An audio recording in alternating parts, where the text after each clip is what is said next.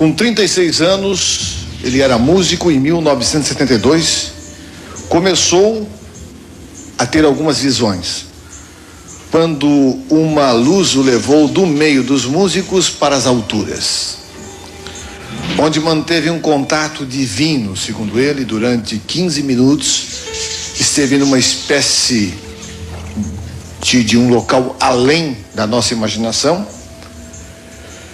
ouvindo uma voz que lhe pedia para deixar sua vida de músico e servir a Deus. Depois disso, ele começou a ter visões e recebeu o poder de realizar curas e milagres pela imposição das mãos, segundo ele.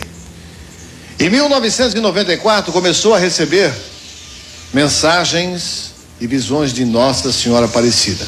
Aqui está, é o Bento Conceição.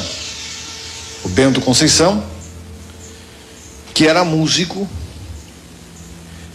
e segundo ele, uma vez ele estava sentado embaixo de uma árvore, quando os galhos começaram a formar letras com o nome de Deus. Hoje Bento conta com 530 mensagens e, mesmo tendo apenas a terceira série primária, já editou um livro com essas mensagens. Ô Bento, inicialmente nós queríamos saber de você o seguinte: como é que tudo isso começou? Essa sua questão dessa visão, esse seu contato, isso foi em 72 que aconteceu? César, boa tarde para você, boa tarde telespectador e vocês presentes. Foi em 1972. Eu sou muito devoto de Nossa Senhora Aparecida e devoto do Padre Rosa. Então eu sou músico profissional, eu estava com o terceiro LP gravado, um em São Paulo, um no Rio de Janeiro e 2 em São Paulo. E cada vez que eu ia fazer as gravações em São Paulo era um sacrifício para mim e uma missa, porque os músicos meus, as pessoas não aceitam esse tipo de ser artista e procurar a religião. E eu sempre fui o contra.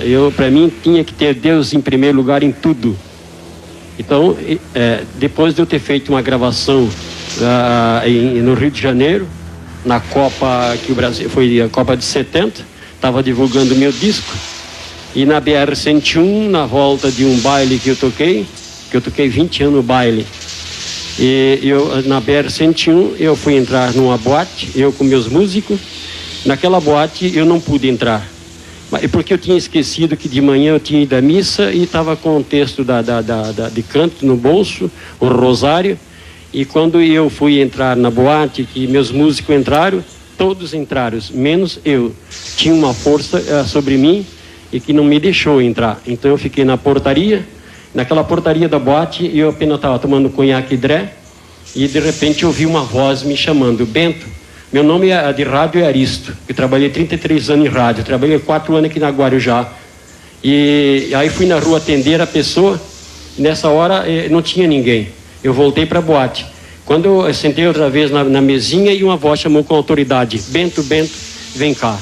Então, até um certo ponto, eu me lembro como eu estava. Depois de certo ponto em diante, eu não me lembro mais. Mas que contato foi esse? Como é que isso aconteceu? Pois é, eu só ouvi a voz. Depois quem me levou, eu não sei quem foi que me levou. E você esteve aonde? Eu estava num local, César, assim, ó. Eu vendo a morte. A morte queria me levar. Então ela queria me levar, e eu quando vi, que eu olhei para o lado esquerdo, eu vi um buraco negro. Vocês desculpem, eu sou meio emocionado. Eu vi um buraco negro. Aquele buraco negro queria me levar. As almas lá dentro são terríveis. São tristes as almas. Gente, o pecado do homem, se o homem soubesse o que é o pecado de adultério, uma mulher não enganaria o marido, nem o marido a mulher, porque eu estava em pecado naquela hora. Então, quando eu olhei para o lado direito, desceu uma luz do céu, uma luz linda que veio até embaixo. Meus olhos não deu para enxergar. E eu pedi socorro a Jesus, que não me deixasse levar lá para aquele buraco, porque as almas, gente, lá dentro é tão triste, o sofrimento é terrível, terrível. E eu pedi socorro a Jesus naquela hora. Eu não queria morrer, eu tinha mulher e 4 filhos. Então desceu do céu uma água, assim, um sopro, e me lavou assim todinho. Aí depois, quando eu vi a glória de Deus, assim, que eu fui suspenso da terra, aí eu olhei outra vez para aquele buraco e ele queria me puxar, uma coisa terrível. Aí quando eu olhei que eu ia para aquele buraco, eu gritei, dei um grito alto, disse: Senhor Jesus, misericórdia, não dá para morrer nessa tristeza. Aí outra vez veio aquela água, aquele sopro, caiu sobre mim. E quando caiu sobre mim, eu fiquei assim, que hoje quando eu vejo esse filme do Moisés, na sarça ardente, eu passei por aqueles momentos. As mulheres dançarinas do boate, as pessoas músicos, quando me viram, disseram: isso aí não pode ser aquele homem, isso aí é outro homem. Porque a minha fisionomia ficou totalmente diferente. Ô Bento, nós temos que, televisão, a gente tem que compactar um pouquinho as coisas, porque não temos muito tempo. Eu queria saber de você o seguinte: a partir do momento que você teve esse contato, inclusive a gente tem aqui os galhos da árvore que formavam a palavra Deus, a gente vai mostrar aqui. Sim. Sim. Isso aí você cortou e colocou naquele local, é isso? Isso aí porque, César, desde 72 até hoje eu estou sendo perseguido. Eu ainda não tive um momento de sossego na minha vida. Por quê? A própria Igreja Católica me condena. Porque você diz que, pela questão dos milagres, que você disse que tem o poder de executar, é isso? É isso. Eu venho fazendo tudo de graça, eu, minha mulher e meus filhos. Eu sou zelador, eu que estou fazendo uma igreja que vai ser dada aqui para a Diocese de Florianópolis, uma igreja lá com maior sacrifício. Está quase prontinha a igreja lá. Você é católico, claro. Sim, sempre lutando pela igreja católica, mas os padres... E que tipo de mensagens você recebe? Agora, dia 10 de 94, eu rezo de manhã, meio-dia, à noite. Estou só rezando. Porque Jesus pediu para rezar por vocês, assim, né? Por tudo, né? Que eu me entregasse a minha vida só pelos outros. Então eu rezo dia e noite. E aí eu estava rezando, aí ele disse: escreva. Aí está a primeira mensagem do livro. Aí eu comecei a escrever, eu vi lindo aquela mensagem. Olha o que Jesus está passando. Então, primeiro foi uma oração. Depois, no outro dia, eu fui agradecer aquela oração. Ele disse: não, daqui por diante agora tu não para mais.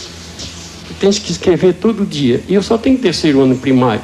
E quando Jesus fala comigo, tem palavra, César, que eu disse: Jesus, deixa eu ver no dicionário, porque eu não sei que palavra é essa. Aí eu vou ver no dicionário para eu escrever, porque eu nem sei que palavra é isso, assim, são coisas lindas, né? Ele fala sobre... Ele me contou todo o universo, como é... Vocês nem sabem o valor que tem as estrelas no céu, o Saturno, Vênus, as Marte. Você não sabe como é que uma pessoa vai chegar um dia perto de Deus.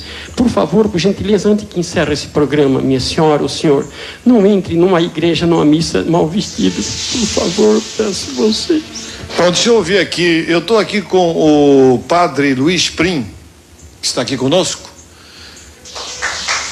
O padre está aqui. Inicialmente, padre, como é que o senhor analisou esse depoimento aqui do nosso amigo Bento Conceição? Bom, inicialmente, César, é um prazer poder estar aqui e contribuir com a reflexão de vocês e do programa César Souza. Da mesma forma como é um prazer muito grande poder hoje conhecer o Bento, de quem eu nem sequer ainda tinha ouvido falar. A história que o Bento nos relata é uma história interessante que, no meu entendimento, se assemelha a todo e qualquer êxtase místico havido na história recente e na história antiga. São elementos muito bonitos, repito, no meu entendimento, que merecem de fato uma análise muito acurada, muito cuidadosa, para que se possa saber o que é verdadeiro e o que de fato é fruto de uma experiência espiritual autêntica, mística. Eu acredito no relato que o Bento nos faz, até porque é uma experiência dele que aqui está sendo partilhada. Uma experiência bonita que, repito, traz elementos repete constantes de qualquer experiência mística na história antiga e na história recente do cristianismo. E não só do cristianismo, as experiências místicas em qualquer vertente religiosa, fenomenologia religiosa assim nos explica, elas são assemelhadas, são muito parecidas, são iguais mesmo. E, no meu entendimento ainda, isso nos demonstra que, na verdade, a metodologia religiosa que se segue, a corrente de espiritualidade que se vive, ela é absolutamente relativa e secundária. O Bento fez uma declaração interessante, talvez é a primeira vez que ele está tendo a oportunidade até de fazer um desabafo em relação ao desamparo que ele tem tido por parte da igreja, o que para mim é uma novidade, até porque eu não conhecia a história do Bento, e até porque é estranho que a igreja como instituição, nos seus membros hierárquicos, na sua organização interna, desampare a quem quer que seja, desampare alguém que tem uma experiência mística como a do Bento, e a partir dessa experiência mística realiza aquilo que nós chamamos de milagre, como desampare a qualquer outro ou a qualquer outra necessitado e necessitadas. Padre, é possível que uma pessoa tenha uma visão e tenha um contato, como colocou aqui o Bento, em relação a um contato com Nossa Senhora, por exemplo? É claro que é possível. Isso é possível. Agora, a igreja como instituição, e aqui é interessante que a gente compreenda esse aspecto que me parece demonstra toda a seriedade da igreja como instituição, ela é muito cautelosa em assumir uma experiência destas como sendo autêntica. Veja, mesmo, vou citar o exemplo de Medjugorje, na ex-Iugoslávia, em que Nossa Senhora tem aparecido atualmente para 3 videntes e no momento só para uma, ainda que o mundo todo tenha se voltado para Medjugorje, ainda assim a igreja, enquanto instituição, ela não autenticou aquelas experiências todas. E aqui vai um bocado do meu posicionamento pessoal em relação a esses fenômenos, já que falo da cautela da igreja. Eu acredito que a autenticidade de uma experiência mística religiosa, ela não carece absolutamente da aprovação de quem quer que seja. Ela precisa da aprovação daquele que tem essa experiência, que assume a experiência e assume as consequências da experiência mística. O sofrimento pelo qual o Bento está passando e pelo qual passaram todos os videntes e místicos de todos os tempos, no meu entendimento, é uma prova da autenticidade, uma das possíveis provas da autenticidade das experiências que ele nos relatou. Bento, você queria colocar mais alguma coisa, Bento? César, aqui a gente veio trazer um abraço para você, porque há muitos anos eu aprecio o seu programa, e o pessoal aqui de Florianópolis, talvez algum ainda me conhece, porque eu trabalhei 4 anos na Rádio Guarujá, era dupla naquela época em 57, 58, 59, 60, Aristo e Aristiliano. Eu sou o Aristo, que se alguém se lembra, naquela época, trabalhei na rádio aqui da Anitta Garibaldi também. E hoje eu trabalhei 33 anos em rádio, César. Eu, 33 anos, a idade de Cristo, eu trabalhei em rádio, né? O César, é o seguinte, ninguém trouxe a palavra de Deus para ele ver, não? Tá bom. Não, mas aquela as letras estão lá, tá bom. Gente, então eu faço o seguinte, vamos ser rápido. Queria mostrar uma fotografia, queria que você comentasse essa fotografia que a gente vai mostrar aí. Você que tirou essa fotografia, alguém lhe enviou? O que é essa fotografia? Eu tenho várias fotos. Eu com muitas pessoas do mundo inteiro, nós temos comunicação um com o outro, né? Lá no Parque João Paulo II, em Curitiba, dia 25 de março, que é o dia que a Nossa Senhora foi anunciada para que ela ia ficar grávida, né?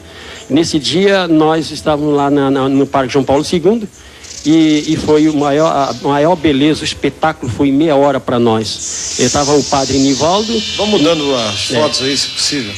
O padre Nivaldo de Itajaí, se vocês quiserem perguntar se é verdade. Isso aí o que é, dúvida. Bento? Isso aí é o sol com o Divino Espírito Santo vinha à Terra, em forma de luz ali embaixo, né? O sol com o Divino Espírito Santo, mas só que isso aí é Medjugorje, não é aqui no Brasil isso aí, né? As outras que eu tenho, sim, algumas são de Curitiba. Então, nesse dia estava o padre Nivaldo, aí duas freiras e a Nossa Senhora no meio lá, ó, de azul e branco. Lá, vendo? Tá, Nossa Senhora está no meio, né? Também é no Chile, me parece que é no Chile essa aí. Essa aí é em Medjugorje, também à noite, no lado da cruz Nossa Senhora. O povo embaixo naquele morro e ela no lado da cruz lá. Um senhor de Joinville que bateu um amigo meu, essa foto. Tem mais algumas ainda que a gente pode até mostrar. Essa aí ela está no meio da procissão, mas ninguém vê. Essa aí é só a foto que revelou. Ninguém viu ela, né? Pode passar outra. Foi aonde, Bento? Essa aí também é no Chile. É no Chile, né? Pode passar mais algumas se tiver aí, a gente pode dizer a vocês. Esse aí é um moço também no Chile. Ele recebeu, ali no lado tem uma moça lá vendo, a hóstia veio do céu e colocou-se dentro. A foto original mostra certinho a hóstia. E Jesus perguntou para ele se ele queria passar 5 minutos de sofrimento. Com a coroa que ele passou e o sangue começou a correr, 5 minutos. O sangue jorrava na testa dele. Aí para mim, é Santa Teresinha abraçada com o Papa. Só 1 minuto. É o seguinte, na hora que foi vender as mensagens, eu disse, Senhor, como eu vou dar prova para essa gente que não estão acreditando em mim, Senhor, meu Deus. Eu estava debaixo de um pezinho de ar fazendo a minha oração, então uma folhinha começou a dançar na minha presença, ela foi dançando, aí quando eu olhei num galinho, estava a letra E. A folhinha não parou de dançar, aí foi dançando, estava a letra U. No outro galinho, no meio da árvore, estava a letra S e a outra a letra D. Então ele disse, meu filho, eu dou-te a minha assinatura como sou eu que falo contigo, não outra pessoa. Se alguém tiver interesse desse livro meu aí... A Palavra Viva de Deus, Bento da Conceição Aristo. Tem 110 mensagens nesse livro, né? Eu estou com 530. Apenas é R$9, que foi uma moça que deu para mim em São Paulo, esses livros para eu poder fazer o segundo, porque a gente não tem salário e nem é aposentado, e a gente vive num mar mesmo de tristeza, né? Então, se alguém tiver interesse, é apenas só R$9 só um livro desse. Eu tenho bastante ali no carro, né? Porque eu trabalho para a igreja, mas não ganho nada. Aí, né, a gente vê a simplicidade de seu Bento, no ele falar, no ele expressar ali. E quando ele conta esse caso dele da igreja, né, a perseguição da igreja, a gente vê que esse padre, né, assim, no semblante dele, acreditou no que ele falou, né, que ele contou ali meio que a história. E ele até mencionou, né, muitas das vezes, sendo autêntica, né, a igreja tem essa dificuldade de aprovar. Então, assim, a simplicidade de um homem diz tudo, né, a coragem de ele falar, e no dia que ele fala ali, né, passou por muita dificuldade, e é uma coisa assim que é igual Deus fala, né? Ele escolhe as pessoas humildes para confundir os que se dizem sábios, né?